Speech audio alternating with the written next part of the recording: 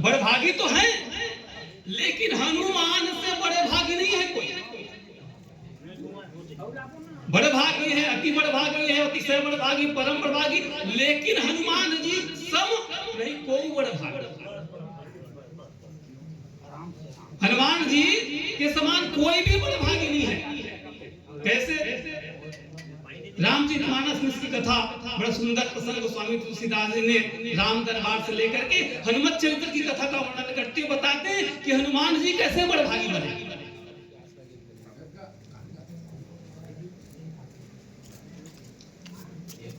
हनुमान जी कैसे सबसे बड़भागी बन गए। हनुमान जी का जीवन देखे तो सब पग पग में हनुमान जी का सेवा ही दिखाई देता है।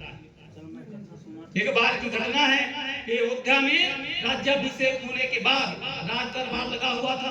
राम जी राज सिंहासन में बैठे हुए थे, किशोरी जी बगल में बैठी हुई थी, भरत भैया, लक्ष्मण भैया सब बैठे हुए थे, हनुमंत लाल जी बैठे हुए थे। भगवान राम हनुमंत लाल की ओर देखते हैं और हनुमंत लाल जी जब भगवान की ओर देखते हैं तो भगवान किशोरी की ओर देखने लग जाते हैं। ये घटना पूरी उस दिन चलता रहा। जब भी भगवान हनुमान की ओर देखते हैं, हनुमान जी जब भगवान की ओर देखते हैं तो भगवान जी किशोरी की ओर देखने लग जाते हैं। ये पूरा दिन व्यतीत हो गया। किशोरी जी माँ सीता इस घटना को देख रही थी। उस समय तो कुछ नहीं बोल पाई, लेकिन रात्रि में एकांत में समय पा करके भगवान राम से किशोरी कहती कि स्वामी मैंने कल राज दरबार में ये घटना देखी है। क्या?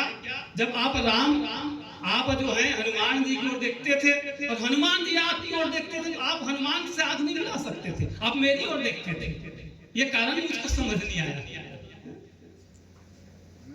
सीते कहे इसका बहुत बड़ा कारण है। यदि कोई किसी से कर्ज लिया हो और वो कर्ज को अदा नहीं किया हो तो क्या कर्जदार के धनिक के व्यक्ति के सामने वो नजर मिलाकर दे सकता है? नहीं देख सकता। और मैं हनुमान जी का कर्जदार हूँ, उसका कर्ज मैं नहीं छुड़ा सकता। भरत भाई कभी से गुण मना है, इसलिए मैं कर्जदार और धनिक से कैसे नजर मिला सकता था। तो सीता कहे कि पतिदेव तो ऐसा तो है, कर्ज उतार दो, कर्ज को चुका दो। तो भगवान राम कहे कर्ज चुकाया ही नहीं जा सकता, मेरे पास ऐसा कुछ चीज ही नहीं है जिससे मैं हनुमंत लाल को देख करके उससे उरीन हो सकूं। भगवान को कहना पड़ा ना हनुमान जी को प्रति उपकार करूंगा तोरा, मेरे पास ऐसा कोई अमूल्य चीज ही नहीं है जिससे मैं तुमको देख कर उरीन नहीं सकूं। तो सीता जी कहे ऐसा ही लिख करके दे दो कि मैं कुछ आपको कुछ दे ही नहीं सकता, इसके बदले में लिख के दे दो कम से कम। दूसरे दिन फिर राज दरबार लगे। भगवान राम एक कागज में लिख करके हनुमंत लाल जी को देने लगे। कहे कि प्रभु आप क्या दे रहे हैं?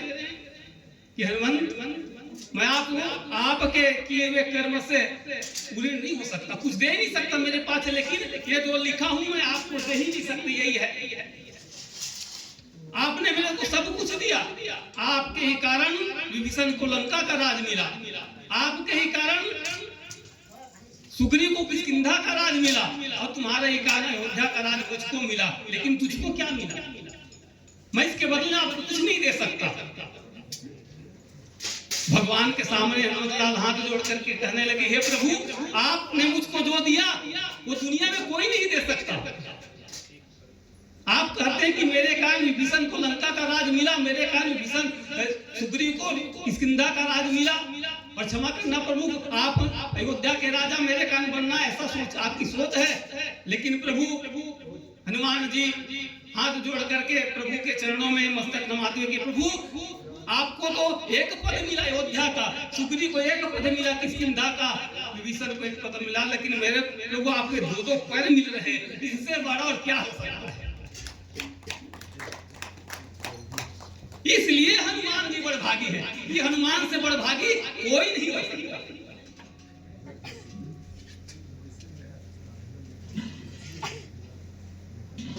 आज भी हम बड़भागी हैं कि ऐसे महान आत्मा के श्रद्धा सुमन अर्पण करने के लिए यहाँ एकत्रित हुए।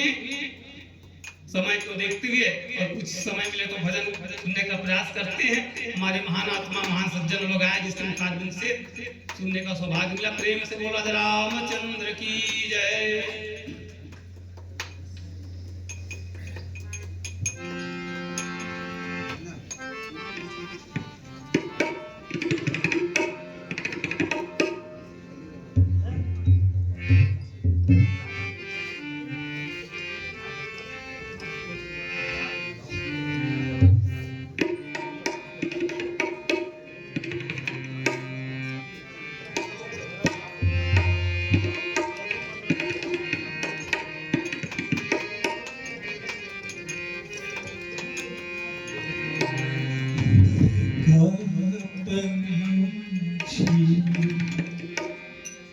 उड़ता जाता क्यों प्राणी प्रभु नाम गाता है।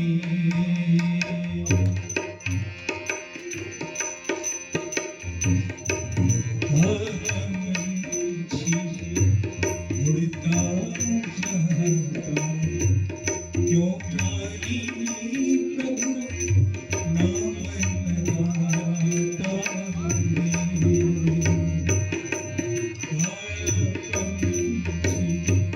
उड़ता जाता क्यों प्राणी प्रभु नाम गाता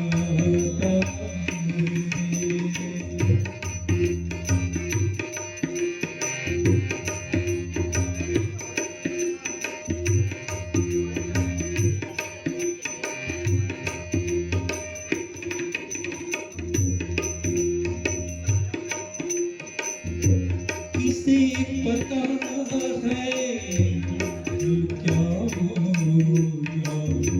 पता नहीं किसे क्या होगा।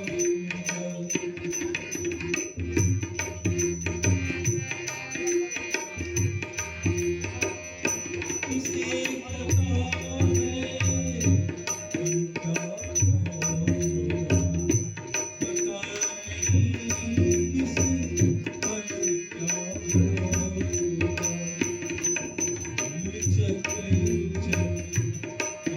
आमद आना क्यों प्राणी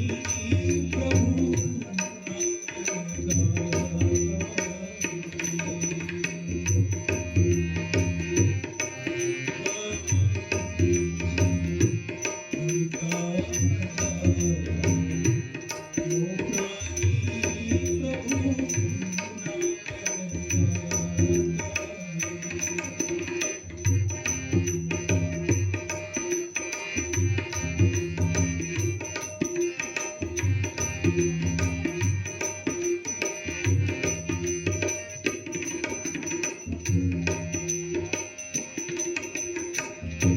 कच्ची सांसों की प्यासा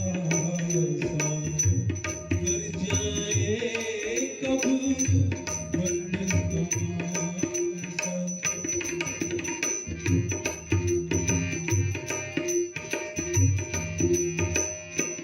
कच्ची सांसों की प्यासा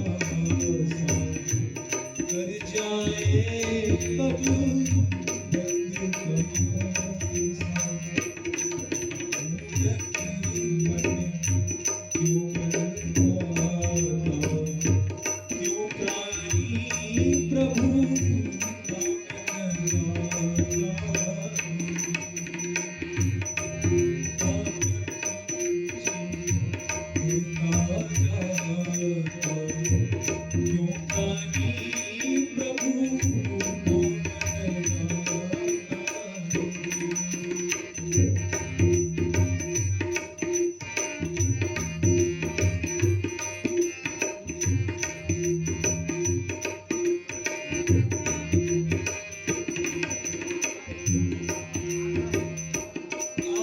कहे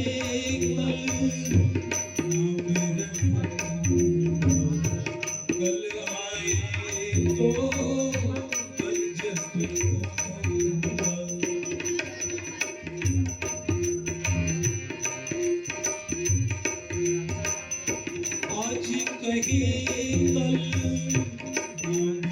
कल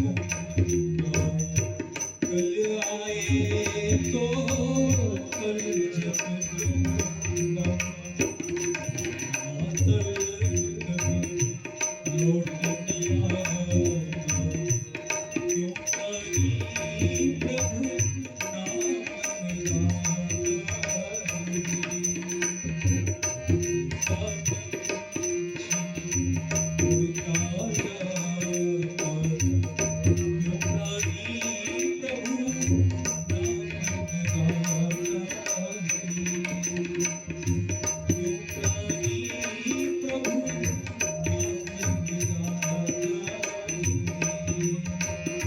क्यों कहीं प्रभु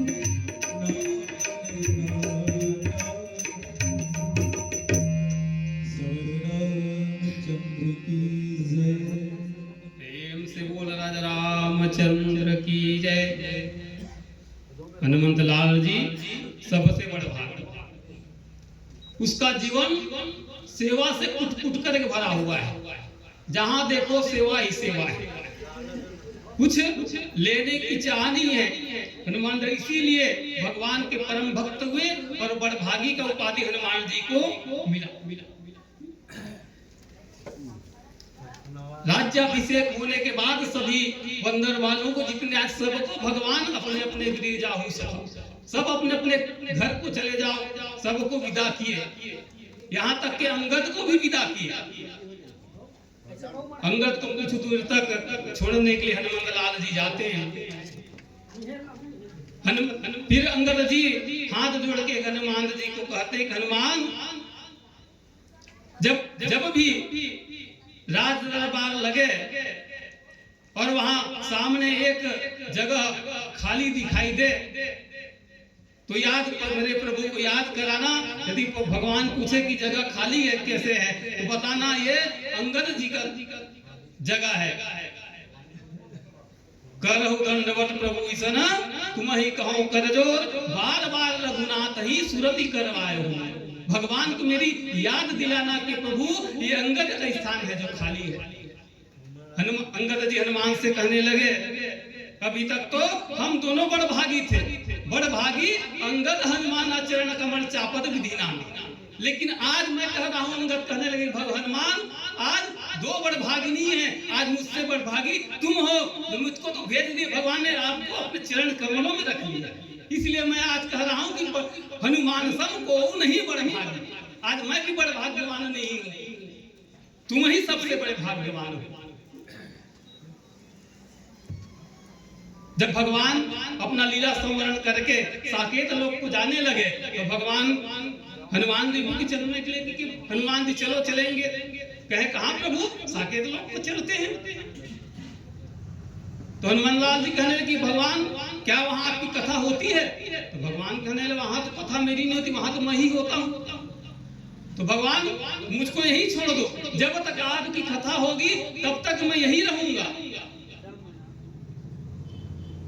आप तो कण कण में है, सब जगह है, सब में व्याप्त है। लेकिन ये जरूरी नहीं कि जहां आप हैं वहां आपकी कथा हो, ये जरूरी नहीं है। लेकिन जहां ये जरूरी है कि जहां आपकी कथा हो वहां आप जरूर रहेंगे। इसलिए मुझको यही छोड़ो, जब तक आपकी कथा रहेगी मैं यही रखूंगा। भगवान राम स्वयं 33 उपनिषद में भगवान राम परमात्मा जो है नारद से कहते हैं, ना हम वसामी वैकुंठे योगी नाम न हृदय न च मद भक्ता नाम यत्र गायत्री तत्र तिष्ठामि नारद। मेरे भक्त जहां मेरे गान करते वही मैं रहता हूं। तो भगवान से हनुमान कहने लगी है भगवान मुझको यही छोड़ दो। हनुमान जी कैसे हैं, जहां सर्वत्र कथा, जहां भी कथा होती भगवान हनुमान जी किसी ना किसी रूप में विद्यमान रहते हैं। इसका प्रमाण आज भी है।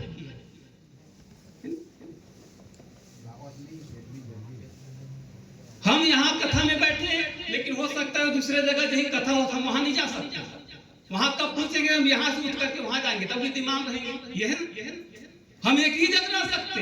लेकिन हनुमान जी यदि 20 गांव में पूरे सर्वत्र दुनिया में यदि राम कथा तो हर जगह हनुमान जी रहते हैं, सर्वत्र।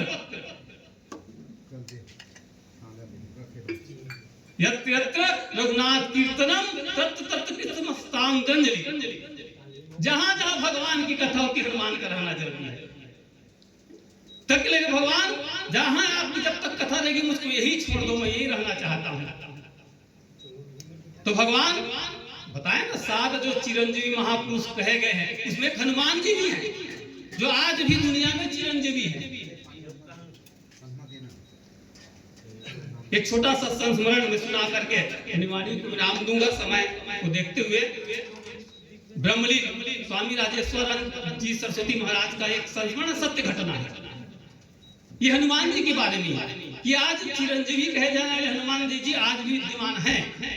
उन्होंने अपने श्रीमुख से, स्वामी राजेश्वरन जी कहते हैं, एक जगह उसका राम कथा आयोजन था, वे गए हुए थे और जहां पर उसका आयोजन था उसी के पास में एक सिद्ध शक्तिपीठ हनुमान जी का मंदिर बहुत प्रसिद्ध था। और जिसके यहाँ वे ठहरे हुए थे, वे एक दिन अब उसकी इच्छा हुई कि चलो हनुमान जी की मंदिर का दर्शन कराएं, हनुमान लल्ला का दर्शन कराएं। एक दिन जिसके यहाँ रुके हुए थे उसके गाड़ी में बैठ करके उसी शक्तिपीठ हनुमान लल्ला के मंदिर का दर्शन करने के लिए। अब हम भी जब जाते मंदिर में तो श्रीफल वगैरह कुछ पुष्प पत्र पर लेकर करके जाते भगवान को अर्पण करने के लिए। तो मंदिर के कुछ देर पहले जिसके गाड़ी में बैठ करके राजेश्वर जी गए हुए थे कि भैया मैं थोड़ा नारियल श्रीफल वगैरह हनुमान लाल के लिए प्रसाद ले आता हूँ, फिर चलेंगे। और वो खड़ा करके गाड़ी को कुछ दूर वो भगवान को भोग लगाने के लिए मिठाई श्रीफल लेने के लिए गए और उतने देर में क्या हुआ कि उसको लकवा मार गए। अब इतना लकवा कि वो चल पाना दूभर हो गया। उसको राजेश्वरन जी अपने श्रीमुख से कहते हैं कि डॉक्टर के बजाय जो धार्मिक वृत्ति के व्यक्ति होते हैं जिसको भगवान में आस्था होती है वे तो पहले भगवान की शरण को ही अपनाते हैं। उन्होंने कहा क्यों न हनुमान जी की चरण में चला जाए। जैसे तैसे 2 व्यक्ति उसको उठा करके उस शक्तिपीठ हनुमान लल्ला के मंदिर तक पहुंचाए, जो मुश्किल से बैठ नहीं पाते थे। और वहां जा करके 3 बार हनुमान चालीसा की पाठ किया। इतने में हुआ क्या चमत्कार, देखिए आज की घटना है। मैं किस्सा कहानी बताऊं, जिसको भी देखना हो राजेश्वरन सरस्वती का यूट्यूब को देख करके जान सकते हैं। 3 बार हनुमान चालीसा पढ़ने के बाद वो व्यक्ति स्वयं उठ करके बैठ गए। ये हनुमान लाल जी आज भी विद्यमान हैं, ये साक्षात उसका प्रमाण है। और वो श्रीमुख से आगे कहते हैं उसके बाद वो स्वयं चल करके अपने घर को गए और जब तक वो जीवित रहे उसको लकवा नहीं मारे। ये हनुमान जी की प्रसिद्धि है, कथा है। तो हनुमान जी आज भी हमारी विश्वास है कि आज भी हनुमान लल्ला यहाँ पर विराजमान होंगे, क्योंकि जहाँ पर भगवान की कथा होगी हनुमान लल्ला रहते हैं। उसकी कृपा से हम सभी भगवान कथा को सुनाने का प्रयास किए। समय को देखते हुए यही परवाणी को विराम देते हैं। प्रेम से बोला रामचंद्र की जय।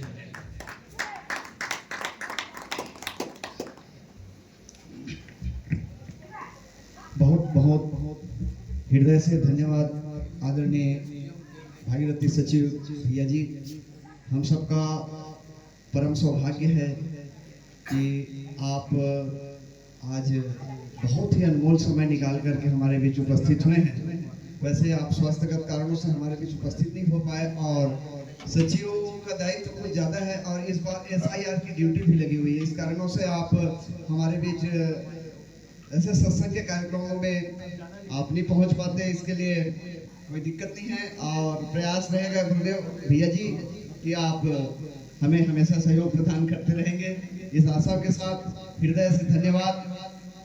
हर एक झील में कमल खिला नहीं करते, हर एक सीप में मोती मिला नहीं करते।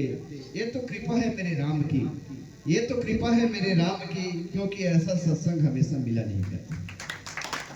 आइए सत्संग की कड़ी को आगे बढ़ाते हुए हम यहीं पर संस्कार मानस परिवार को विराम देते हुए आमंत्रित करेंगे सुरेंद्र निषाद जी और हमारे बीच कपसदा भिलाई से पधारे हुए आदरणीय व्याख्याकार महोदय पीलाराम शर्मा जी और सुरेंद्र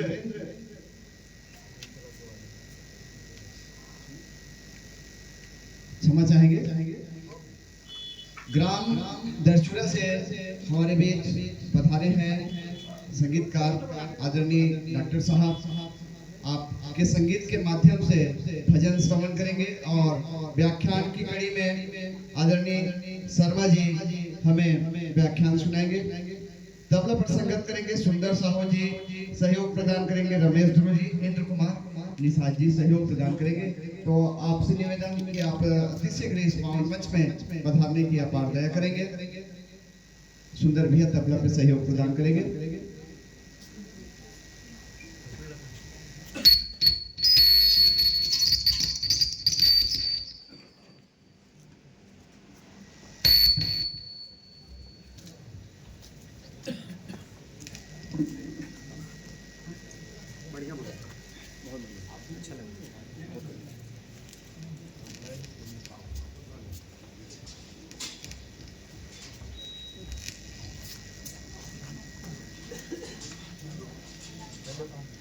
आदरणीय पीलाराम शर्मा जी और हमारे डॉक्टर साहब और भूषण जी तबला पर संगत करेंगे सुंदर साहू जी। आपके स्वागत के लिए मैं आमंत्रित करूंगा खिलावत साहू जी आप आएंगे और मंचस्थ अतिथियों का मस्तक अभिषेक करके स्वागत करेंगे। आदरणीय शर्मा जी के बारे में दो शब्द बोलना चाहूंगा। आप कपसदा भिलाई के रहने वाले हैं, निवासी हैं कपसदा भिलाई और राम कथा के काफी अनुभवी व्याख्याकार हैं। साथ ही साथ आप भागवत कथा भी वाचन करते हैं। साथ ही साथ आपकी जोड़ी और हमारे आदरणीय राम राजेश साहू जी की जोड़ी, राम लखन की जोड़ी है, जय और विजय की जोड़ी है।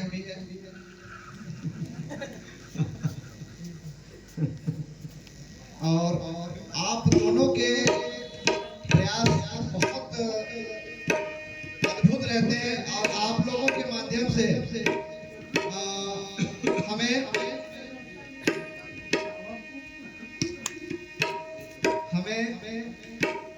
मुरारी बापू के संत शिरोमणि गोस्वामी तुलसीदास जयंती के कार्यक्रम में सुनने को मिला था और सौभाग्य की बात कि छत्तीसगढ़ से आप प्रतिनिधि किए थे। यहाँ छत्तीसगढ़ से मुरारी बापू के कार्यक्रम में संत शिरोमणि गोस्वामी तुलसीदास जयंती के अवसर पर छत्तीसगढ़ से प्रतिनिधित्व के रूप में आप लोग यहाँ से गए हुए थे।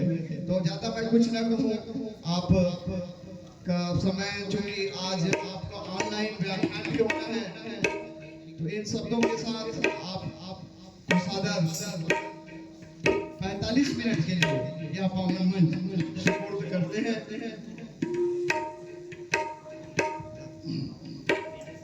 ध्यान दीजिएगा, आप कुछ बोले ध्यान दीजिएगा। जो भी अतिथिगण हैं चौहान परिवार में जो आज के 10 गात्र कार्यक्रम में पहुंचे हैं, जिनका भोजन प्रसादी हो गया है, वे आप सत्संग लाभ लेने के लिए, सत्संग रस पीने के लिए इस पावन स्थल में पहुंचने की अपार दया करें, ताकि हम सबको आनंद आए और हमारा जीवन कृतार्थ हो। बोलिए लखन सिया रामचंद्र की जय।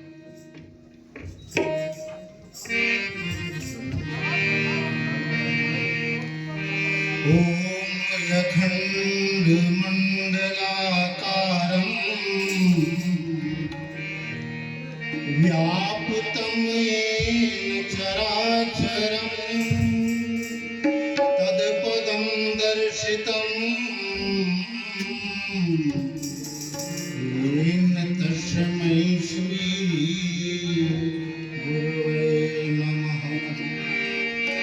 मूकं करोति वाचालं पंगुलंघयते गिरिं यत्कृपातमहं वन्दे परमानंद माधवम्।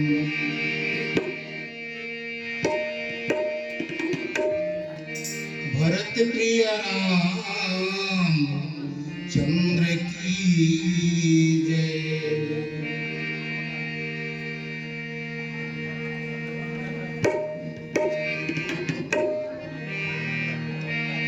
बहुत गोते खाए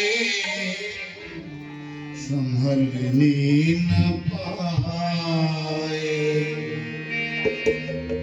बहुत गोते खाए संभलने न पाए। गोते खाए संभलने न पाए। बहुत गोते खाए संभलने न पाए। स्वयं अपने हाथों से वो बीज बोए। स्वयं अपने हाथों से वो बीज बोए। जिसे काट लेने से आंसू बहाए। बहुत गोते खाए संभलने न पाए। गोते खाए संभलने न पाए।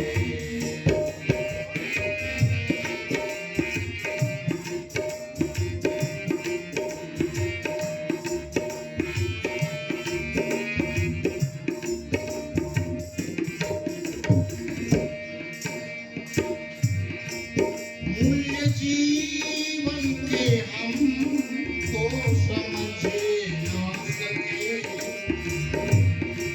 मूल्य जीवन के हम तो समझे ना सके। मार्ग पर सत्य के हम तो चल ना सके। मार्ग पर सत्य के हम तो चल ना सके। हमने अपने कर्मों का नहीं देखे दर्पण। हमने अपने कर्मों का नहीं देखे दर्पण। कहाँ कुछ कमाए कहाँ कुछ गवाए। बहुत गोते खाए संभलने न पाए।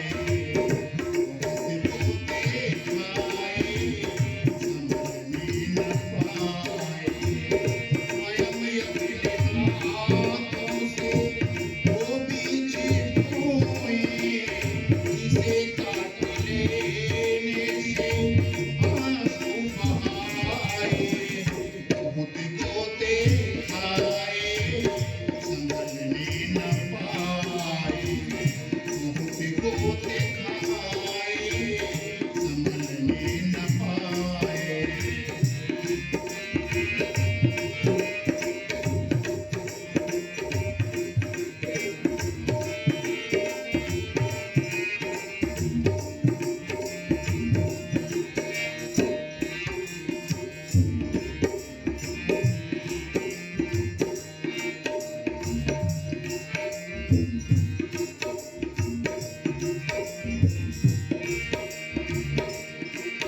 ज्ञान होते हुए हम अनाड़ी बने।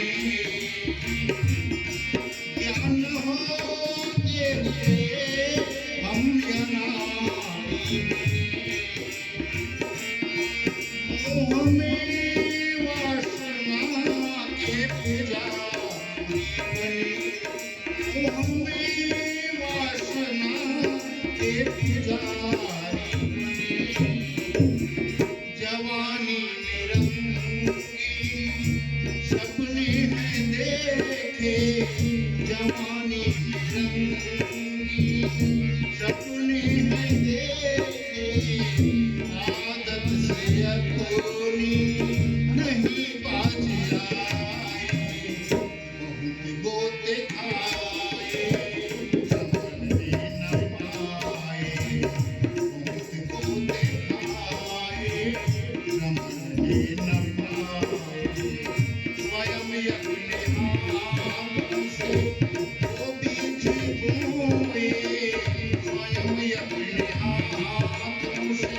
वो बीच बोए जिसे काट लेने से आंसू बहाए बहुत को दिखाए समझने न पाए बहुत को दिखाए समझने न पाए बहुत को दिखाए समझने न पाए बहुत को दिखाए समझने न पाए। बोलो राजा रामचंद्र की जय।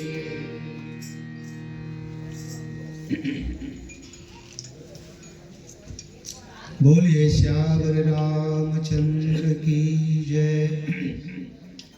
वंदे बोधमयं नित्यं गुरुं शंकर रूपिणं यमाश्रितो हि वक्रोऽपि चंद्रः सर्वत्र वन्दते।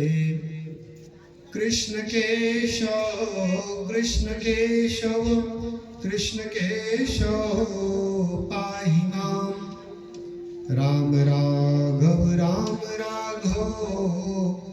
श्री राम राघव रक्ष माम्। बोलिए श्यावर रामचंद्र की जय।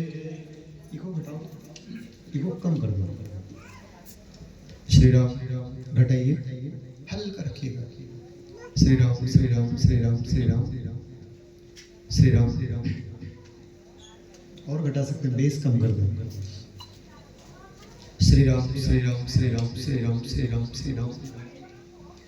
बोलिए श्यावर रामचंद्र की जय। आपका यह पावन ग्राम जहाँ पर श्रद्धेय श्री रमाशंकर जी चौहान के दशगात्र कार्यक्रम में ये मानस की गोष्ठी के माध्यम से उन्हें हम श्रद्धांजलि दे रहे हैं।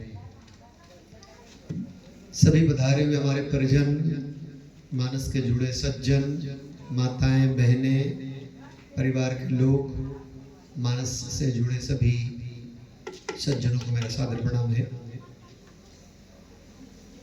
श्रद्धांजलि की ऐसी गोष्ठियों में हम हमारे उस व्यक्तित्व को याद करते हैं और उनके बहाने राम चर्चा करते हैं। आपने जो पोस्टर यहाँ पर श्रद्धेय जी का लगाया है ऊपर श्रद्धांजलि के रूप में, वहाँ पर एक शब्द दिया है मानस चातक।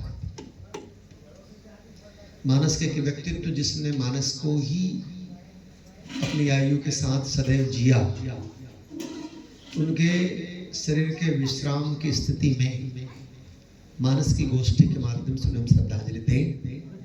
और इसके लिए भी शायद पहले चरण में भी कड़ियाँ चल चुकी हैं और जलांजलि के बाद फिर से जो लाइट नहीं रहा उसका सदुपयोग करके फिर से हम यहाँ पर मौजूद हैं। सचिव जी ने बहुत सुंदर अपने व्याख्यान के माध्यम से मधुर मधुर बातों को यहाँ पर हनुमान जी के भाव से प्रस्तुत किए, उनको बहुत बहुत साधुवाद।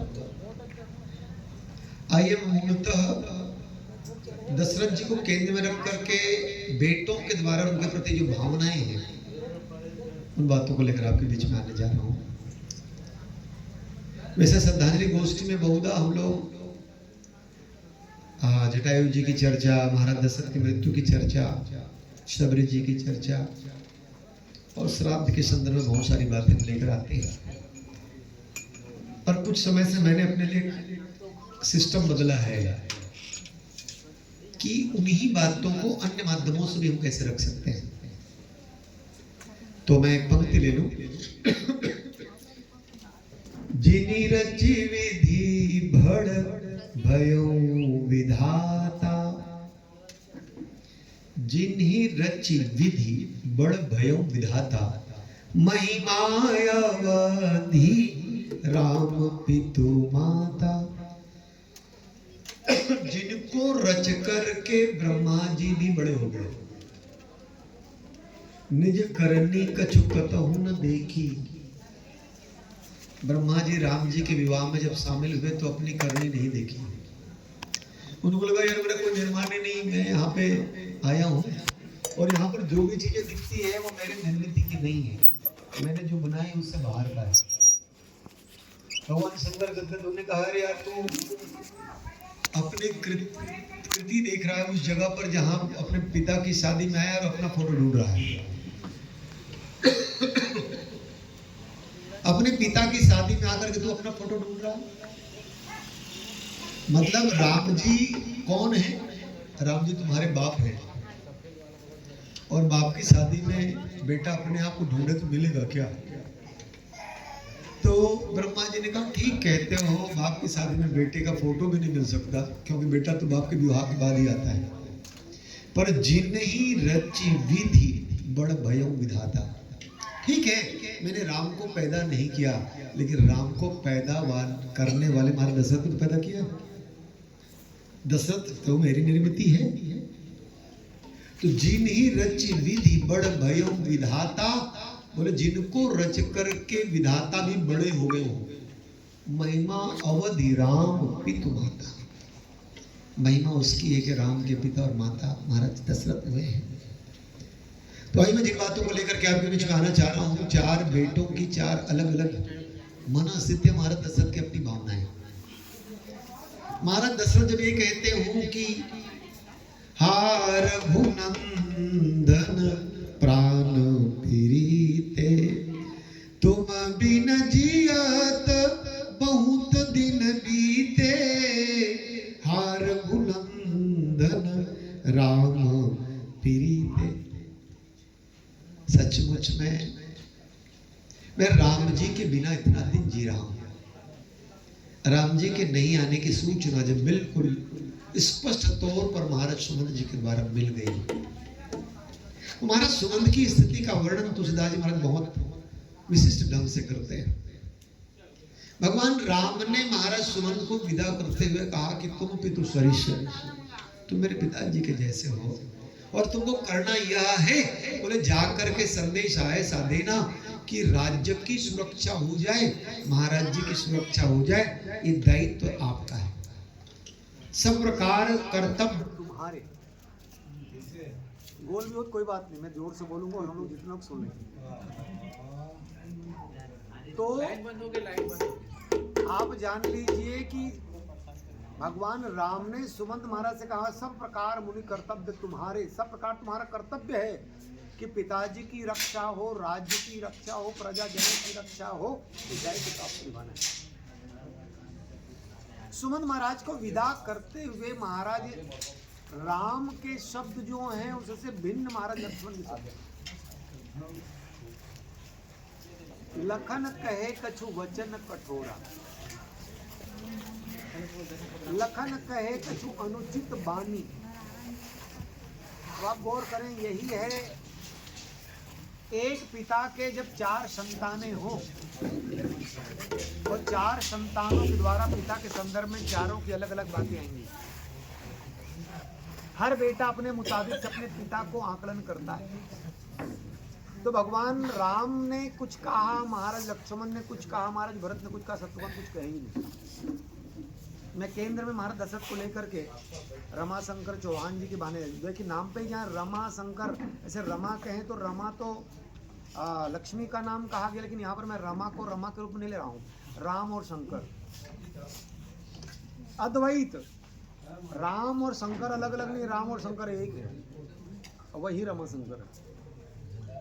जिनके लिए कहते हैं कि बोले मानस चातक हैं। चातक का मतलब है जिनके मानस के प्रति सदैव बिल्कुल एकाग्र दृष्टि हो, सदैव एक दृष्टि हो, जहाँ से अपलक उस पूर्णिमा के चंद्रमा को देखने की चाहत हो, या उस स्वाति के बूंद की चाहत हो।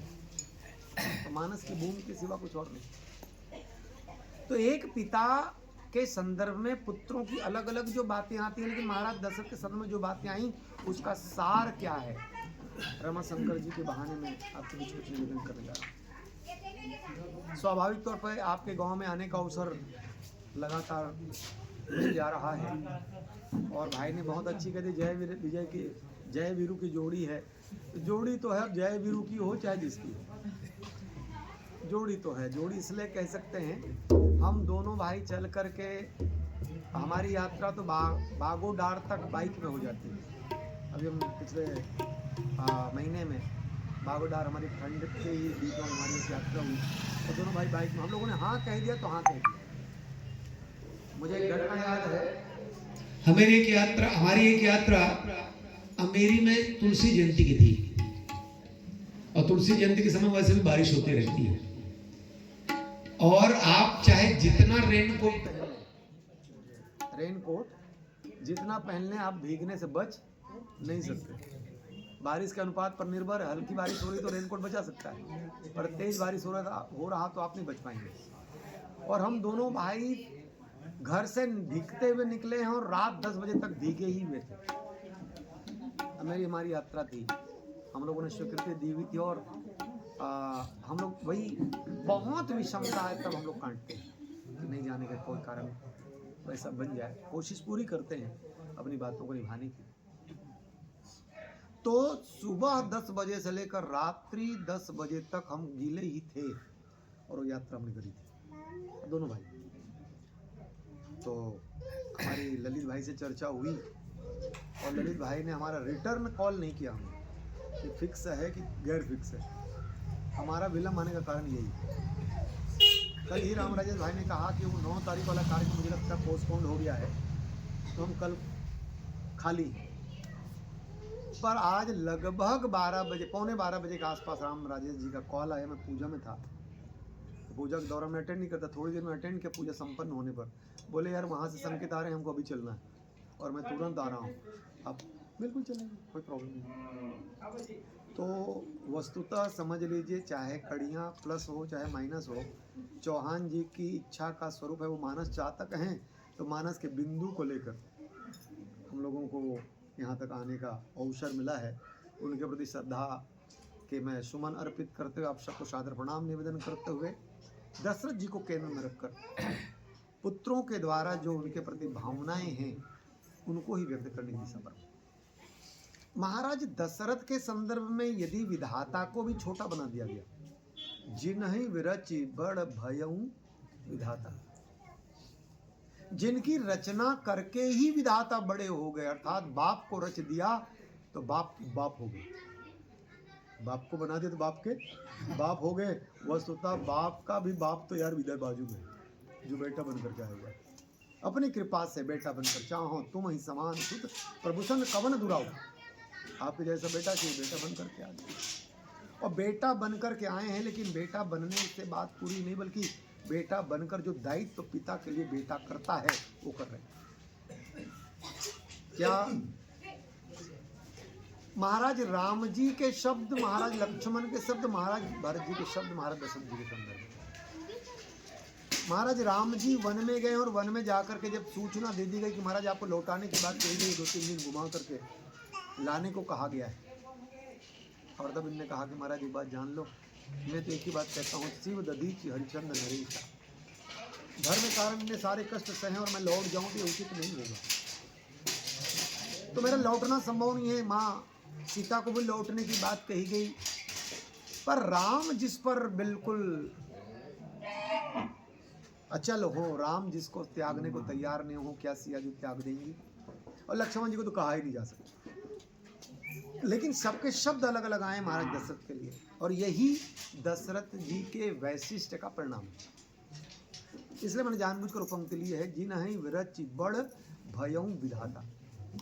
विधाता को भी यदि मान लो बड़ा बनना है तो दशरथ को लेना पड़ेगा, राम को लेंगे तो विधाता भी छोटे बनकर के प्रस्तुत हो जाएंगे।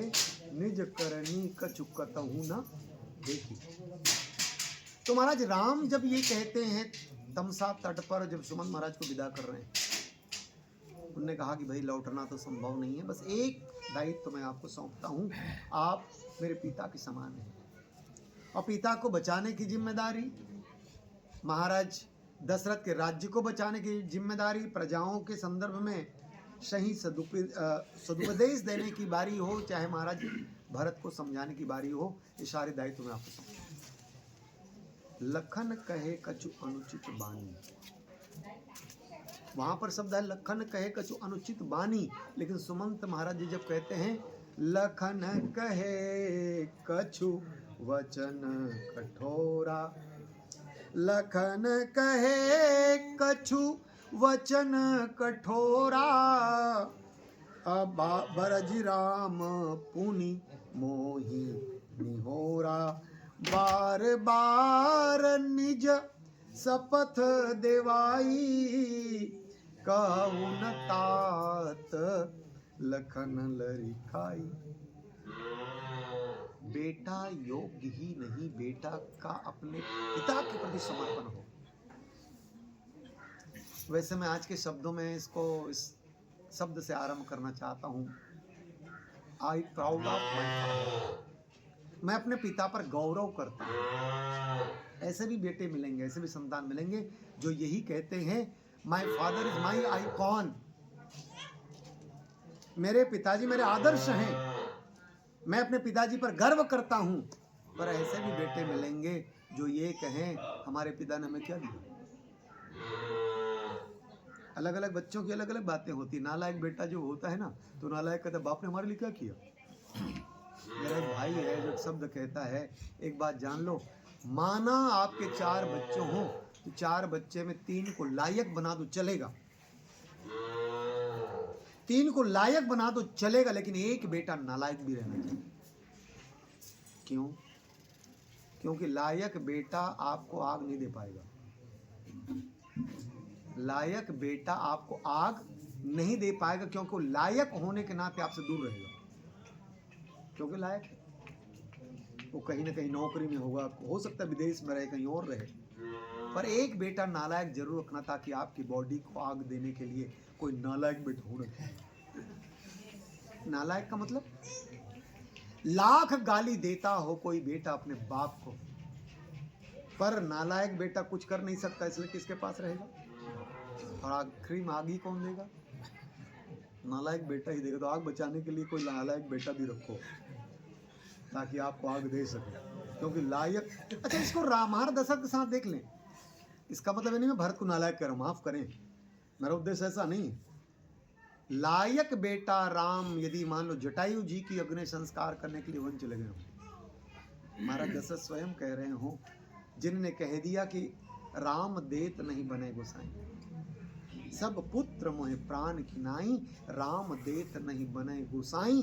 राम नहीं दे सकता, क्योंकि राम को मैं पहले ही वचन हार चुका हूँ इनसे, जटायु जी से। जटायु जी ने मेरी रक्षा करी तो मैंने कहा मांग लो क्या चाहते हो। उन्होंने कहा महाराज मैं क्या चाहूँगा आपसे, मेरे नगर में बस जाओ। उन्होंने कहा भाई मैं तो गिद्ध हूँ, और गिद्ध का नगर में बसना तो अच्छा नहीं माना जाता, क्योंकि गिद्ध जहाँ बसते हैं वो उजाड़ हो जाता है।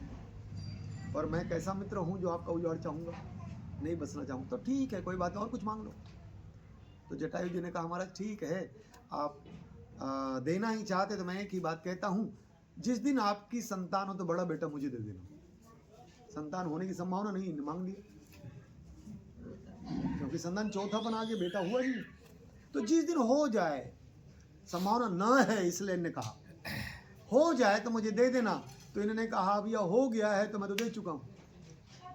सब पुत्र मैं प्राण की नाई, राम देत नहीं बने गोसाई। इस पर रस लीजिए आप, मुझे भी अभी सूझ रहा है।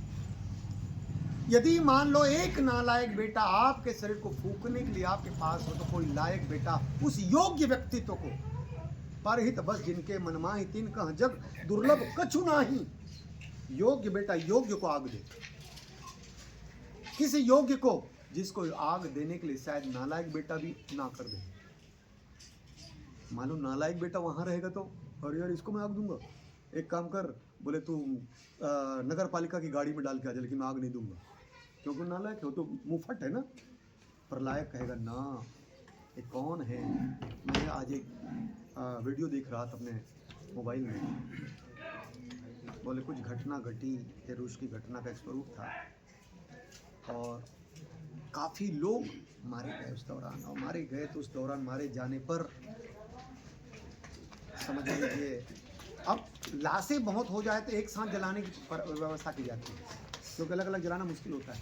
तो सबको लॉरी में भर करके एक साथ जलाने के लिए ले जाया जा रहा था। एक व्यक्तित्व आया जो सेना का व्यक्तित्व था। उस सेना के व्यक्तित्व ने कहा इन लाशों में मेरी पत्नी भी है, इन लाशों में मेरी पत्नी भी है, और मैं चाहता हूँ मेरी पत्नी का संस्कार मैं करूँ। वो लावारिश नहीं, मैं उसका वारिश हूँ। और पाया कैसे जाए इन भीड़ों में? और तभी उस सैनिक ने देखा कि जिस लॉरी में लाशें भरी गई थी, एक पांव बाहर निकला हुआ था, वो महिला का पांव था, वो सैंडल दिख रहा था। सैंडल देखकर जाएंगे एक मेरी पत्नी है। तुरंत निकाला गया, बिल्कुल ऐसा लगा कि मर गई हैं, पर जैसे छुआ गया तो पता लगा इसमें तो जान है। हॉस्पिटल लाया गया, सेवा शुश्रूषा की गई, लाभ देखिए वो जीवित थी और जीवित हो गई। समय के साथ वो गर्भ रही और गर्भ के बाद जो उस गर्भ से शिशु पैदा हुआ वो पुतिन। अभी जो पुतिन साहब आए थे हमारे देश में, तो गर्भ में जो संस्कार था वो पुतिन साहब थे। अनुमान लगाइए आप। तो कोई योग्य बेटा यदि मान लो किसी के लाश को दफन करने की बारी आ, वो लाश उस स्तर का हो जिसे दफन करने के लिए नालायक बेटा ना कर दे और योग्य बेटा ना करने को मुश्किल है। वो तो यही कहता है ना, तात कर्म निज ते गति पाई। उसने ये नहीं कहा कि मुझे देखने के लिए या मेरे कारण ना, आपने ये गति पाई है अपने कारण से पाया, अपने पुरुषार्थ से पाया है। पर हित बस जिनके मन माही तिनका जग दुर्लभ कुछ नहीं। तो योग्य बेटा जटायु जी की अग्नि संस्कार है, या नालायक बेटा उसके लिए रहे जो अपनी संस्कार को सही करवाना चाहता हो। तो राम जी मानो कहना चाह रहे हो, लक्ष्मण जी महाराज ने तुरंत विरोध कर दिया। सुमन महाराज से चर्चा हो रही, सुमन महाराज से, लखन कहे कछु वचन कठोरा। राम जी बता रहे हैं, राम जी के शब्द हैं यहाँ पे, लखन कहे कछु अनुचित बानी। अच्छा आप देखेंगे लक्ष्मण जी अनुचित वाणी कह रहे हैं मार्गदर्शक हैं, लेकिन माँ सुमित्रा जी की सीख देखिएगा। माँ सुमित्रा ने कह दिया, ये लक्ष्मण एक बात बताओ, तुम आकर के क्या कहना चाहते हो, राम के वनगमन के कारण क्या मानते हो? लक्ष्मण जी ने जरूर कहा होगा कि राम जी को वन जाने का कारण कैकेयी अम्बा का कुचक्र है और महाराज दशरथ की स्वीकृति। लेकिन माँ सुमित्रा मन शब्द बदले हैं, गौर करेंगे। यही है श्रेष्ठ संस्कार देने वाली माताओं का योगदान। माँ सुमित्रा ने कह दिया, एक बात जान ले लक्ष्मण, आज तुझे मैं एक बात कहना चाहती हूँ, तुम्हारे भाग राम बन जाऊं, तात हे तु कछु दूसर नहीं। कोई दूसरा कारण नहीं लक्ष्मण, तुम जो गिना रहे वो कारण नहीं, एक ही कारण है राम के वनगमन का, तुम्हारे भाग राम बन जाहि, तात हे तु कछु दूसर नहीं। कोई दूसरा कारण नहीं। क्या सिद्धांत दे दिया है माँ सुमित्रा जी ने, और लाभ महाराज लक्ष्मण सचमुच में महाराज निषाद राज के सामने यही कहते हैं, को न काहू को सुख दुख कर दाता, निज कृत करम भोग सब भ्राता। मतलब क्या, माँ सुमित्रा मन जो शब्द दिए हैं उसका लाभ, लेकिन यही लक्ष्मण जी महाराज जब सुमंत महाराज के सामने कह रहे हो महाराज दशरथ के लिए, लखन कहे कछु अनुचित बानी। अनुचित वाणी कहा गया, राम जी ने तुरंत रोका, सुमन जी को कहा ये जो बोल रहा है ऐसा नहीं कहना है। तो जब सुमन जी महाराज दशरथ जी के सामने कह रहे तो शब्द क्या बदल गया, लखन कहे कछु वचन कठोरा, बरजी राम पुनि मोहि निहोरा। लक्ष्मण जी ने कटु वाणी कही, लेकिन मुझे राम जी ने निहोरा करके रोका और क्या कहा, बार बार निज शपथ देवाई, कौन तात लखन लरिकाई। राम जी ने मुझे अपना सौगंध देकर कहा है महाराज बार बार निज शपथ देवाई, कहा तात लखन लड़काई। लक्ष्मण जी के लड़कापन की बात मत करिएगा। आपको इन बातों को ऐसे रखना है कि पिताजी के प्राणों की रक्षा हो जाए, प्रजाजनों को अच्छा संदेश जाए, और आपका कर्तव्य यही है। अब आप सोच लीजिए एक क्षण के लिए, क्या सुमंत के द्वारा बताया जाना उचित था? मन में प्रश्न पैदा होता है, लेकिन न सुमंत जी का दायित्व। महाराज दशरथ के प्राणों को बचाने के लिए, महाराज दशरथ को बेफिक्र करने के लिए, निश्चिंत करने के लिए शब्द कहा जाना, सुमंत के द्वारा कहा जाना यथेष्ट है। क्यों? क्योंकि महाराज दशरथ की चिंता का कारण राम जी का शील है, राम जी की विशेषता है, राम जी का शीतलपन है, राम जी का किसी के प्रति दुर्व्यवहार नहीं करना महाराज दशरथ की चिंता का कारण है। राम कौन? महाराज दशरथ या पूरा परिजन। महाराज राम के लिए कहा गया कि भाई वही करते हैं जो लोगों को पसंद है। सारे प्रजा के लिए जो श्रेष्ठ कार्य वही राम जी के द्वारा संपादित होता है। एक कार्य किसी के विपरीत नहीं है। इसलिए बहुत बढ़िया सा शब्द इनके लिए आया है राम जी के लिए, बैरियू राम बड़ाई करही, बोलनी मिलनी विनय मन हरही, बैरियू राम बड़ाई करही। तो राम जी का यही शील स्वभाव महाराज दशरथ की चिंता का कारण है। लेकिन जैसे ही महाराज दशरथ जी के सामने आकर सुमन जी महाराज ने कह दिया, लखन कहे कछु वचन कठोरा, महाराज दशरथ जी गदगद हो गए। सुमंत के द्वारा, एक मंत्री के द्वारा अपने राजा के सामने क्या बोला जाना चाहिए, इसलिए कहा गया सचिव वैद्य गुरु तीन जो प्रिय बोले ही, भयास राज धर्म तन तीन कर बोल देंगे। मंत्री का दायित्व है अपने राजा के सामने जब बोले तो ठकुर सुहाती ना बोले, जो यथेष्ट हो बोले। दशरथ जी महाराज भीतर से गदगद हो गए कि चलो, अभी तक मैं चिंतित था कि राम शीलवान, पता नहीं जंगल में क्या इनके साथ घटना घटेगी, और अब मुझे लगा कि राम यदि शीलवान है तो राम शीलवान भी सुरक्षित है जब उनके साथ तेज शौर्यवान महाराज लक्ष्मण सामने हो। मेरा बेटा शौर्यवान लक्ष्मण सामने हो। इसका शौर्य कैसा? जिसने अपने बाप को नहीं छोड़ा, जो बाप को भी तीखा बोलने से न चूक रहा हो, वो किसी को क्या छोड़ेगा। भीतर से गदगद हो गए। मतलब देख लीजिएगा, एक बेटा पिता के उन भावनाओं का ख्याल रख रहा है, लेकिन दूसरा बेटा यदि उनके संदर्भ में कुछ टिप्पणी भी कर रहा हो तो यही दशरथ जी का वैशिष्ट्य है। दशरथ जी भीतर से गदगद हो गए, मुझे तो कड़ा कहा ही जाना चाहिए। क्यों? मेरी घटना ही यही है। माना मैंने प्रजा को सही ढंग से पालन किया हो, माना मैं चक्रवर्ती सम्राट हूं, लेकिन आखिरी क्षणों में जब मुझे प्रेम का निर्वाह करना था, फिर भी मैं मारा गया। काहन पावक जारि सक, कान समुद्र समाई, कान करे अबला प्रबल, कही जग काल न खाई। महाराज दशरथ के सामने कई जब बोली तो कई के बोलने को समय जैसी परिस्थिति बनी, आखिरी में एक शब्द कहा है महाराज दशरथ ने, मरम वचन सुनि राव, कह कछु दोष न तोर, लाग्यो तो ही पिशाच जिमी, काल कहावत मोर। अरे कई मैंने जान लिया, तू नहीं बोल रही है।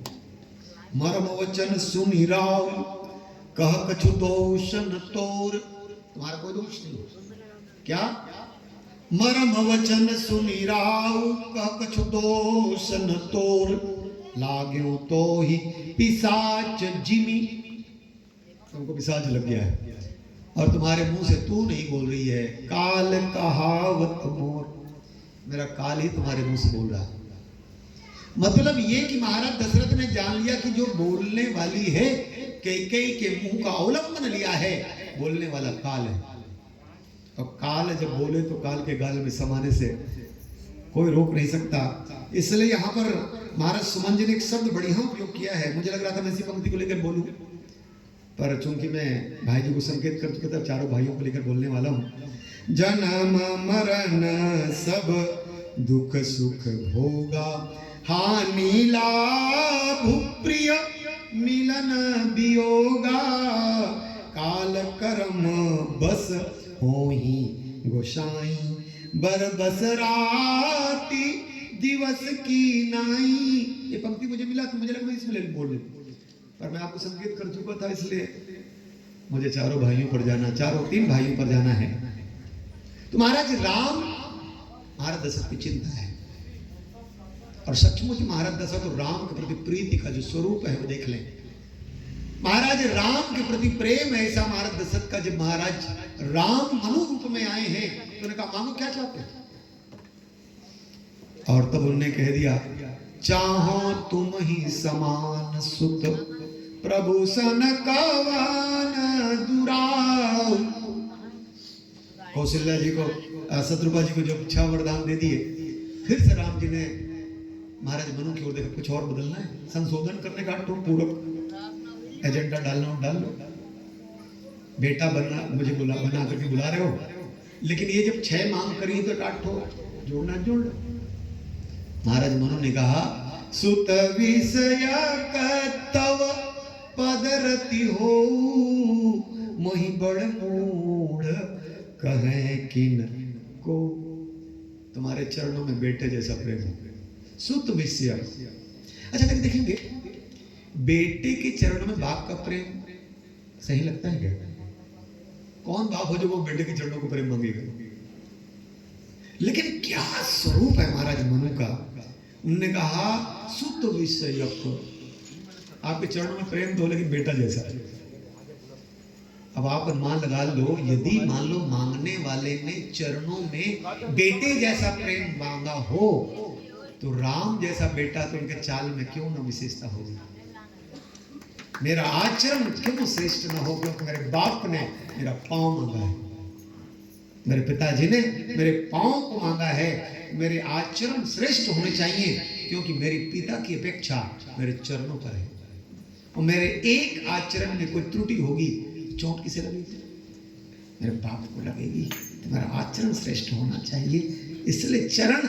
और आज महाराज दशरथ निभाह रहे, हार घुनंदन प्राण तिरीते सुत विषयक तो बदरती हो। मैं फिर जोड़ दूं एक शब्दों के साथ, मैं एक ही टीका करूंगा, एक भजन, क्योंकि जो समय 40-45 मुझे नहीं पालना है, मैं 40-45 मुझे नहीं पालना है, एक बोलूंगा गाना गाएंगे, हो गया।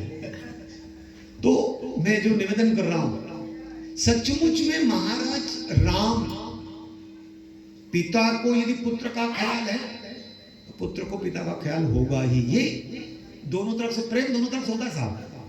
जो बाप बेटा को खूब चाहता है, तो स्वाभाविक है बेटा भी उस बाप को चाहेगा, लेकिन इस दौरान कहीं उस बेटे के द्वारा कोई ऐसी घटना हो जाए जो बाप को सूट ना करे, तो बाप जीते जी मर जाएगा। इसलिए राम का दायित्व, राम जी ने भरत के सामने यही कहा, ए भरत, तू तो जिस ढंग से यहां आया है, मेरे सामने एक समस्या आ गई है। राखें राव सत्य मोहि त्यागी, हमारे पिताजी ने सत्य की रक्षा के लिए बेटे का त्याग कर दिया। राखें राव सत्य मोहि त्यागी, तन परिहरऊं प्रेम पन लागी। शरीर का त्याग मेरे प्रेम के कारण कर दिया। तासु वचन मेटत मन सोचू, उनके वचन को मिटाने में मुझे मन में सोच हो रहा था। पिता के वचन, जिस पिता के वचन को मानकर मैं बनाया हूं, लेकिन तुम भी आ गए हो, मेरे सामने समस्या आ गई है, पिता की बात को मानो कि भाई की बात की मानो। तासु वचन मेटत मन सोच, आचरण सुत विषय तो पद रति हो। महाराज राम अपने लिए जो रेखा खींचते हैं, और इस रेखा में सब कुछ चलने को विवश करते हैं, और ये व्यवस्था क्या है, उन्होंने कह दिया तासु वचन में तत् मन सोचू, मेरे मन में चिंता हो रही है, लेकिन ते ही ते अधिक तुम्हार संकोच, पर तू कह देना तो मैं उसको भी मिटाने में कमी नहीं करूंगा। अब आप अनुमान लगा लीजिए, राम जी जिन बातों पे चलने के लिए अपने आप को प्रस्तुत करते हैं, भरत क्या उससे अलग चले जा सकते हैं? तो महाराज राम का अपने पिता के प्रति प्रेम क्या है देख लीजिए आप। अच्छा, राम जब तक अवध में रहेंगे पिताजी की मृत्यु नहीं होने वाली है। और जन्म मरण सब सुख दुख भोगा, हानि लाभ प्रिय मिलन वियोगा, काल करम बस होई गोसाई, बर बस राती दिवस की नाई। दिन रात बदलते रहते, बदलता रहेगा। महाराज राम जो कह रहे हैं, राम जी यदि मान लो अवध में रुके तो महाराज दशरथ की मृत्यु होगी। अंध ऋषि का श्राप भी ले लें, पुत्र के वियोग में मैंने प्राण तजा है, दशरथ जा, मैं तुझे साबित करता हूं, तू भी अपने बेटे के वियोग में प्राण तजेगा। कोई बेटा तो होना चाहिए मरने के लायक यार, कोई ऐसा बेटा तो हो जिसके लिए मरा जाए। राम जब बेटा होगा तो दशरथ को मरने के लिए योग्य पुत्र मिला हुआ है, क्यों न मर जाए। राम राम कही राम कही, राम राम कही राम, तन परिहरि रघुवर विरह, राव गयो सुरधाम। पुत्र ने कह दिया कि ए भाई, मैं एक ही बात कहता हूं, क्या मैं तुम्हारे सामने मैंने भाव रख दिया है, तू कह दे तो मैं बदलने को तैयार हूं। दास वचन मेटत मन सोचू, तेहिते अधिक तुम्हार संकोचू। क्या महाराज भरत ही जान राम परि छाही। परछाई काम नहीं करता साहब, जो काम करता बॉडी काम करता है। भरत ही जान राम परछाई, परछाई को तो आदर्श दे दिया गया। मैं मिटा नहीं सकता, पर तू कहे तो। उन्होंने कहा महाराज मैं क्यों कहूं, मैं क्यों कहूं। और आप अनुमान लगा लीजिए, लक्ष्मण यदि महाराज दशरथ के लिए कुछ कटु वचन कह रहे हो, राम जिनके वचन को मानकर मन नहीं गए, अपितु सचमुच में उन्होंने आदर्श बता दिया। पिता के वचन को जो मानते हैं, अनुचित उचित विचार तज जे पाले पितबेन, ते भाजन सुख सुजस के बस में अमर पति हैं। अमर पति क्या आवश्यकता नहीं राम जी को, लेकिन आदर्श दिखा दिया। और यही बात मेघनाथ से जब मंदोदरी कहती है मेघनाथ तो अपने पिताजी को समझा, सीता जी को वापस कर दे, क्योंकि राम योग्य है। राम के संदर्भ तुम जानते हो। महाराज मेघनाथ ने कहा, मां आप मुझे कहती मैं पिता के वचनों को त्याग करके पिताजी को समझाऊं और राम जी के चरणों में चला जाऊं। मैंने पिता के वचनों को मानना तो राम से ही सीखा। पिता के वचन मानकर वो वहां पर आए हैं, और आप कहते मैं अपने आदर्श बदल दूं। अनुचित उचित विचार ये पाले बहन, मैं पिता के वचनों की मैं भी प्राण तज सकता हूं, लेकिन वचन को परिवर्तित नहीं कर सकता। मैंने तो ये आदर्श सीखा है राम से। महाराज भरत, अब आप अनुमान लगा लीजिए, लक्ष्मण जी आ गए, राम जी आ गए। महाराज भरत के बारे में कह दें, सूचना मिल गई वापस लौटने के बाद, आरती उतारने के बाद कैकेयी अम्मा ने जानकारी दे दी। बीच विधि बात बिगाड़ी। ये भरत विधाता ने बीच में बात बिगाड़ दिया, नहीं तो हमने बहुत बढ़िया कर लिया था।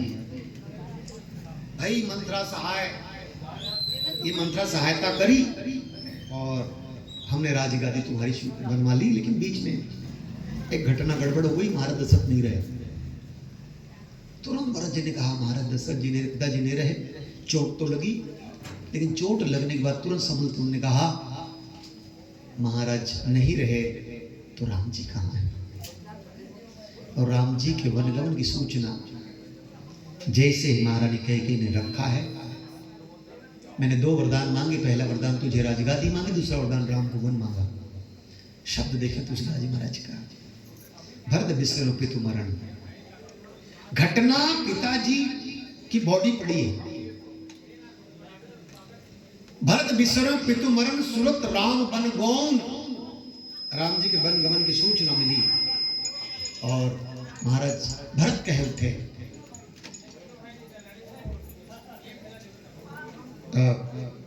पितु मरण सुनत राम बन गौन, हे तू अपन पौ जान जियो, थकित रहे धरी मौन। मौन हो गए, मौन होने के बाद जो विष निकला, बर मांगत मुख भयो नहीं पीरा, गरी न जी हम मुख परऊ नहीं कीरा।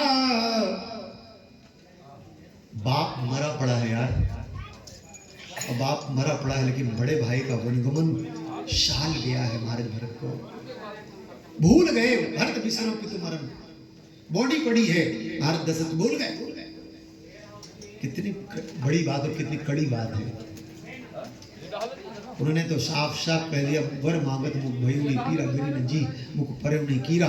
स्वरूप देखिए महाराज भरत का, हंस वंश दशरथ जनक राम लखन से भाई, जननी तू जननी भई विधि सम कौन बसाई। सचमुच मुझे सही माँ का बेटा बनाया है, विधि सम कौन बसाई। सचमुच में विधाता ने तुम्हारे द्वारा मुझे पैदा किया, अच्छा किया। अपने आप को कितना बड़ा दोषी मानते हुए महाराज भरत प्रस्तुत हैं। हंस वंश दशरथ जनक, दशरथ के लिए हंस वंश श्रेष्ठ वंश, जनक के लिए श्रेष्ठ वंश। मैं बोले आपके गर्भ से पैदा हुआ, मतलब मैं कितना निम्न हूं। सारी बातें कहने के बाद कौशल्याम्बा के पास जाने के बाद, कौशल्याम्बा के सामने पहली बार महाराज भरत ने सारा अपने आप को निर्दोष साबित करने के बहुत सारे तर्क दिए हैं। 14 तर्क हैं वहां पे। और मां कौशल्या तो साफ साफ कहती है, भरत मैं देखी बात जानती हूं तू निर्दोष है, मैं तो पहले से ही कहती रही हूं, तुम बिना भरत ही भूपति ही प्रजा प्रचंड करे जानती हूं भरत। और थन पे श्रवई नैन जल छाए, अस कही माँ तू भरत ही अलाए, हृदय से लगाती हैं, थन पर पैर उतर आता है, मानो प्रेम प्रस्तुत होता है माँ कौशल्या जी का। उनको अपने आप समझ ली निर्दोष साबित कर देना हो जाता है। और भरत उसके बाद जब आते हैं महाराज वशिष्ठ जी जब बात कहते हैं कि आपको अपने पिता के क्रियाकर्म को संपादित करना चाहिए, तुलसीदास जी महाराज शब्द देखिए, सोध सुमृति सब वेद पुराना, भरत किन्न दस गात विधाना। सोध सुमृति सब वेद पुराना। हमारे यहाँ बड़ी एक परंपरा है, बड़ा बेटा आग दे या छोटा बेटा आग दे, मंझला कोई काम करे। हमारा ये रामचरितमानस तो इसे नया चीज बता रहा है। जो योग्य है वो आग दे, जो उसका जिसने बाप की सेवा करी हो, जिसने माँ की सेवा की हो, वो चाहे जिस स्थान पर हो, बड़ा हो, छोटा हो, मंझला हो, जो हो, उसे ही दायित्व मिलना चाहिए कि वो अपने संस्कार क्रियाकर्म के अंतिम कार्य संपादित करे, उसमें बड़े छोटे का विचार ना किया जाए। कई बार तो स्थिति ये बनती है, बड़े छोटे से बढ़ करके झंझट हो जाता है, इलाहाबाद कौन जाएगा और यहाँ का काम कौन करेगा। अच्छा यार मैं अकेला भाई हूं, सब तुझे ही करना है। तो चाहे तब करना पड़ेगा, नहीं चाहे तब करना पड़ेगा। भाई भाई में बंटवारा के समान है। अकेले तो मैंने भी एक सिद्धांत बनाया। पिताजी के समय में छोटा था जब पिताजी मेरे नहीं रहे, उस वक्त मेरी जानकारी बहुत उतनी नहीं थी, पर माता जी की बारी आई तो माता जी के संदर्भ में बिल्कुल मैं बहुत स्पष्ट था। माता जी के क्रियाकर्मों को मैं गांव में ही करूंगा, सारे जो विधिवत सिद्धांत है सबका पालन करूंगा। तालाब का कार्यक्रम, 13वीं का कार्यक्रम, एकादश पिंड का कार्यक्रम सब यथावत होगा। मानस की गोष्ठी भी होगी। मानस के बिना हम अपने परिजनों को कभी विदा भी नहीं करते, उसके बिना विदा नहीं होगा। साथ साथ हमारा गरुड़ पुराण कहता है 10 दिन के भीतर आप अस्थि विसर्जन कर दें। मैंने कहा मैं इसको नहीं मानता, मैं तो परिवार सहित विदा करके आऊंगा। मेरी पत्नी जाएगी, मेरे बच्चे जाएंगे, मेरी बहनें जाएंगी, मेरे दामाद जाएंगे और सब मिलकर विदा करके आएंगे। प्रयागराज तक, वहां तक तो जा सकते हैं, मियाद तो वहां तक की है, हम लोग बाद में गए। मतलब ये यहाँ तक, मैं चूंकि अकेला संतान हूँ और हमारे यहाँ परंपरा है, जो आग लेकर चलता है, जो बेटा आग लेकर चलेगा तो कांधा कर देगा। बाप के समय मुझे जानकारी नहीं थी कि मैं भी दे सकता हूँ। माँ की बारी आई तो मैंने कहा भाई मैं कांधा दूंगा, कांधा दी मैं माँ को लेकर नहीं जाऊंगा। मेरे जिया जी ने मेरा विरोध किया कि तुम नया सिद्धांत पैदा कर रहे हो, आपको जो कहना कह लो, लेकिन मैं कांधा दूंगा। मैंने बेटे को हांडी पकड़ाई, मेरा भी एक ही बेटा है, मैंने हांडी पकड़ाई, हांडी पकड़ा करके मैंने एक संदेश दे दिया, बेटा जिस दिन मैं मरूंगा, हांडी तू अपने बेटे को पकड़ा दो, 5 कदम ले चलना है यार, उसके बाद जो जहां फूंक दे तू, तेरी स्वतंत्रता होगी। मतलब ये सिद्धांतों के लिए आपको आचरणगत चीजों को स्वीकार करना पड़ेगा। महाराज भरत जो कार्य कर रहे हैं प्रजा के हेतु, जो उसके भीतर महाराज दशरथ से प्रेम नहीं, ऐसा कह सकते हैं क्या महाराज भरत का? पंक्ति देखिए, शोध स्मृति सब वेद पुराण, भरत किन्न 10 गात विधाना। जो पद्धति है सबका परिपालन। अब आप अनुमान लगा लीजिए राम को ब्रह्म मान ले तो दशरथ जी तो एक बार मुक्त हो जाते हैं, बाद में जो दशरथ आए वो तो फिर मिलते नहीं। लंका कांड में जो दशरथ आते हैं, राम जिनका क्रियाकर्म करे तो परिणति क्या होती है? गीत देह तजी धरि हरि रूपा, भूषण बहुपट पीत अनुपा, श्याम गात विशाल भुज चारी, भगवानी बन गए। और राम जी यहाँ पे क्रियाकर्म करते तो भगवानी बन जाए ना। इनको और आना है, क्योंकि इन्होंने जो मांग किया है वो मांग में बेटा बनाया है, और बेटा का मतलब ये है भेद भक्ति। और जो भेद भक्ति करते हैं मोक्ष नहीं मांगते हैं। तो महाराज भरत ने 10 गात्र दान संपूर्ण किया, और महाराज दशरथ का अपने पिता के संदर्भ में शब्द ही है, हंस वंश दशरथ जनक। हंस वंश, और शत्रुघ्न जी महाराज का तो कोई शब्द ही नहीं कहीं पे। जहां भरत चले पीछे से चलो यार, अपने तरफ से कुछ कहना ही नहीं, क्योंकि छोटे हो तो जब होगा तो खोटा ही होगा। तो छोटा खोटा ना करे, इसके लिए बड़े के आगे आगे पीछे पीछे चले, सब ठीक ही ठीक होगा। कई बार आपको लगता नहीं शत्रुघ्न महाराज का नाम जबरन यहाँ पर रखा गया, कोई जरूरत ही नहीं कहीं पे, क्योंकि कुछ करते दिखते ही नहीं। एक बार जान लीजिए, अपने आप को जीतना मुश्किल है साहब। शत्रुघ्न अपने आप को जीता है। कोई अपने मन में कोई ऐसी भावना पैदा नहीं की कि ये गलत है राइट, ये गलत है राइट ना। मैं सोचूंगा एक बार मैंने क्या गलती कर दी, क्या मंत्रा को मैंने खींच करके मार दिया, तमक किताब तकी कुंवर मारो। और उस दिन भरत जी ने कहा ये मार क्यों रहा इसको? महाराज इसने गलती करी थे मार रहा। अरे नहीं मार, मैं तो मुझे मार, क्योंकि सारी गलती इसके द्वारा भी गलती हुई है। वो गलती का कारण ये नहीं, वो गलती का कारण मैं। यदि भरत नहीं होता तो इसके द्वारा त्रुटि नहीं होती। मतलब क्या? यही है अपने पिता अपने पूर्वजों के प्रति कृतज्ञता सिखाता है हमें रामचरितमानस। और माना कि हमें कुछ ना दिया हो हमारे पिता ने, पर जन्म तो उसी ने दिया है, कह सकते हैं उसके प्रति कृतज्ञ होना चाहिए। तो रमाशंकर चौहान जी के प्रति बहुत विनम्रतापूर्वक उनको याद करते हुए, मानस चातक यदि हैं तो मानस की स्वांति हमें देनी चाहिए।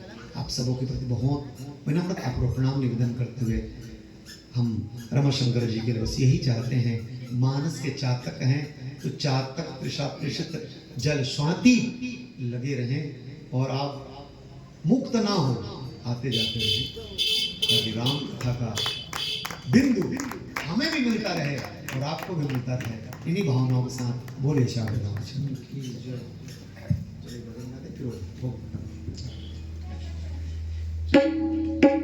ज्यादा हो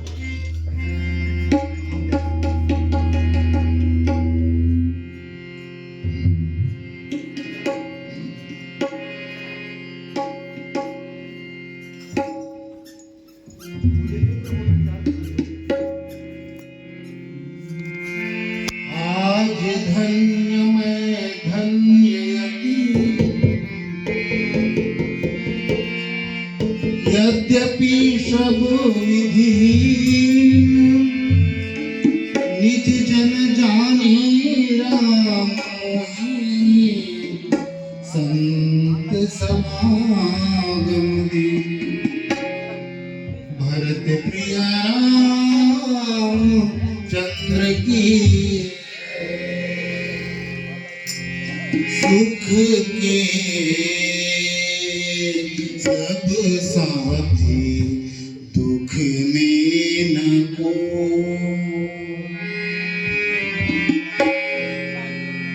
सुख के सब साथी दुख में न को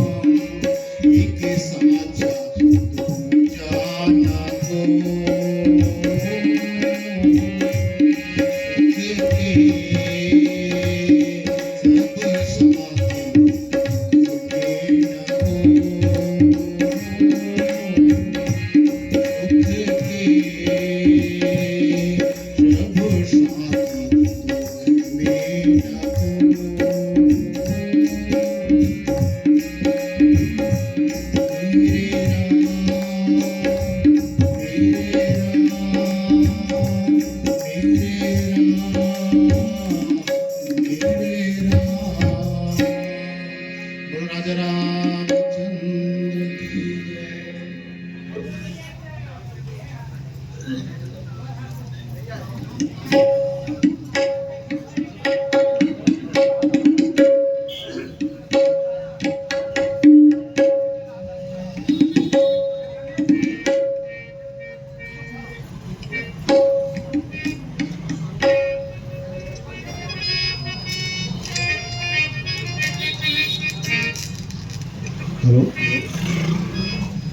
अभी हम सब सुन रहे थे आदरणीय शर्मा जी से बहुत भावपूर्ण व्याख्यान मानस की स्मृति में श्रद्धा अर्पित करते हुए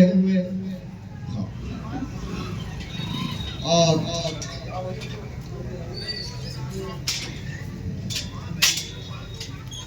आपके विदाई के लिए कुछ शब्द कहूँ मैं। तुम्हें विदाई देते हैं, वंदन है सौ सौ बार, स्नेह श्रद्धा बनी रहे, ऐसा करना उपकार। यादें तुम्हारे साथ है मन के सूने आंगन में, आपको भूल ना पाएंगे, याद रहेगा सदा जीवन में, याद रहेगा सदा जीवन में। इन भावों के साथ आपको इन श्रद्धांजलि के इस पावन मंच से विदाई करते हुए हम परम आदरणीय इस स्थान के स्वामी आदरणीय प्रकाश जी जैन जी हमारे बीच उपस्थित हैं। हम उनसे निवेदन चाहेंगे कि आप अपने हस्तकमल से विदाई देंगे हमारे आज के वक्ता महोदय को।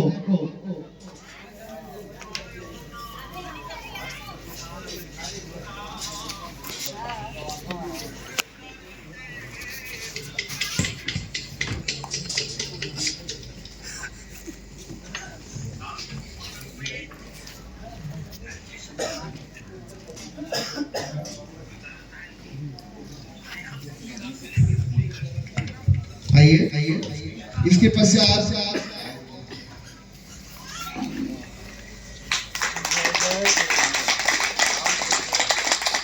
व्याख्यान के लिए मैं आमंत्रित करूं आदरणीय रामराजेश साहू जी।